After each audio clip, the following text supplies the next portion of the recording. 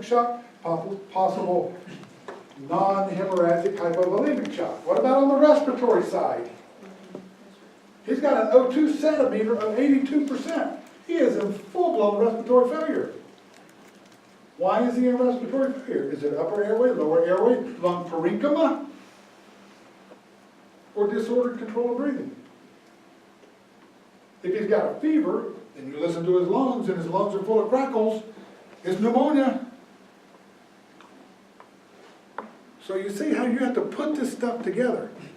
This kid, you can do all the stuff in the world, but if you don't wind up eventually getting the CT and find out he's got an increased intracranial pressure from this hemorrhage, from this trauma, or he's bleeding out because he got punched in the abdomen, but you can't send kids or anybody to the tube of death until you stabilize them. Is he stable? No. What do we do right now?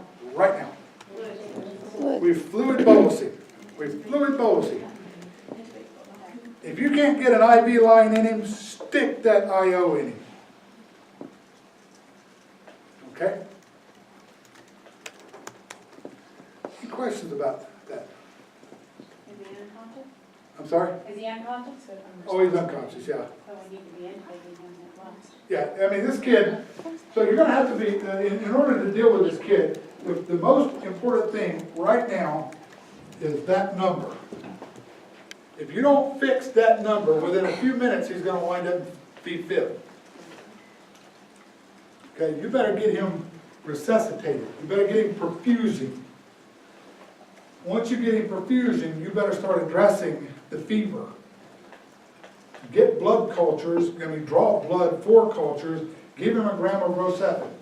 That's not going to hurt anything. Once you get him stabilized, he needs a trauma survey. He needs a CT from head to toe. Well, not head to toe, head to pelvis. You need to be on the phone with the police and have them on the way over to the ER.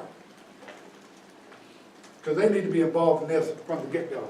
Thanks. So when a child like that comes in and they have cardiac and respiratory, you always go to the cardiac first and then to the respiratory? Well, respiratory here, the respiratory fix here is going to be easy. You're going to either intubate this kid or you're going to put a mask on. Okay. Now, he's unconscious, so as soon as you start getting him back, he may wake up. You don't want him waking up with a tube sticking out of his throat. What you can do is put a mask on him, give him 1 or 2 minutes. Does he respond to that mask? Does that O2 sat start coming on up? If it doesn't, intubate him. Remember, the things to do, you get him on a monitor, get oxygenation, get IV access. Okay? Why don't you go take a break, and then we'll come back.